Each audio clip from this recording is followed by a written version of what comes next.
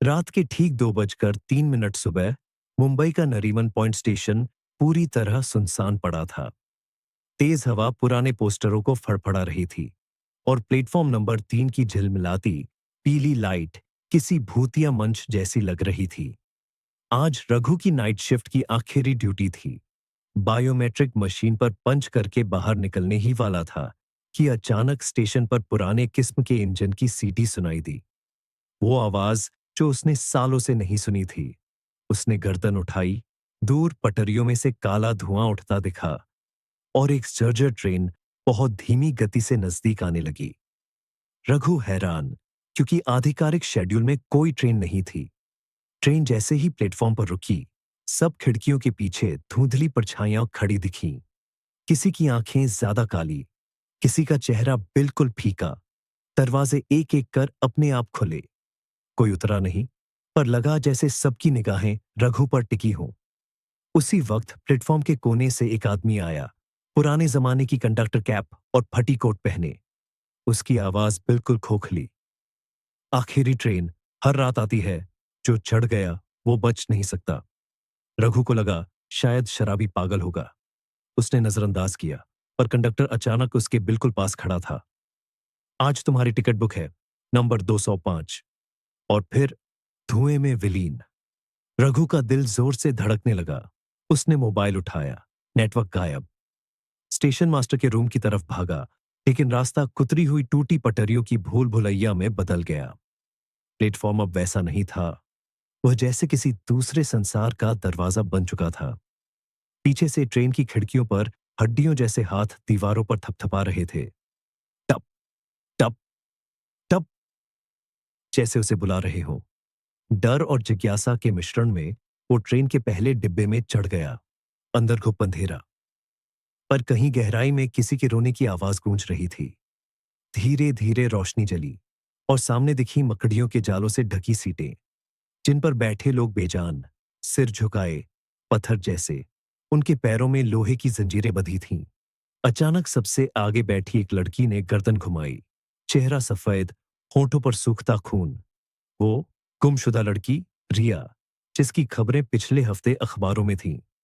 उसने बमुश्किल बोला, ये मौत की ट्रेन है, आत्माओं को मंजिल तक ले जाती है। जो चढ़ जाए वो कभी वापस नहीं आते। उसकी आंखें भर आईं। मैं सबको बचा रही थी, पर खुद फंस गई। रघु जकड़ा सा बैठा रह गया। तभी पीछे बैठे यात्री एक एक कर अपनी गर्दन उठाकर उसे देखने लगे। उनकी आंखों में लाल जलते गड्ढे। ट्रेन अचानक झटका खाकर चल दी। स्पीड बढ़ती गई, पर बाहर अंधेरा ही अंधेरा, मानो इस दुनिया से बाहर की पटरी हो। स्पीकर से पुरानी सीटी निकली, मगर वो आवाज चीख जैसी थी। डिब्बों की छत पर लटकते साए हिल रहे थे। उनमें से एक साया रघु के बिल्कुल पीछे उतर आया। रघु ने मुड़कर देखा, बिना चेहरे वाला आदमी, जो धीरे धीरे अपना हाथ उसके कंधे पर रख रहा था। तभी रिया चीखी, नीचे मत देखना। पर देर हो चुकी थी। रघु ने नीचे देखा। उसके पैरों में भी जंजीरें खुद ब खुद बंध चुकी थीं। ट्रेन एक विशाल सुरंग में दाखिल हुई। सुरंग की दीवारों पर लाखों नाखूनों के निशान, जैसे यात्री चीख चीख कर बचने की कोशिश करते रहे हों। उस कंडक्टर की फिर से आवाज आई, मंजिल आ गई, अब सब उतर जाएंगे। सारे मृत यात्री एक साथ उठे और दरवाजे की तरफ चलने लगे। लेकिन दरवाजा स्टेशन पर नहीं, आग की गुफा जैसे अंधेरे की ओर खुल रहा था। रघु चिल्लाया, मेरी गलती क्या है? कंडक्टर ठंडी हंसी हंसा, बस इतना कि तुम आज जिंदा थे। अचानक रिया ने जंजीरें कसकर तोड़ी और रघु का हाथ पकड़कर भागी। दोनों अगले डिब्बे में घुसे। वहां सैकड़ों अधजली लाशें और एक टूटा कंट्रोल पैनल। रिया ने कहा, अगर ब्रेक लग गया तो बच सकते हैं। रघु ने कांपते हाथों से लीवर खींचा। ट्रेन झटके से हिली। कंडक्टर चिल्लाया, कोई नहीं बच सकता, आखिरी ट्रेन कभी नहीं रुकती, डिब्बों में भगदड़। आत्माएं गुर्राते हुए पीछे दौड़ी।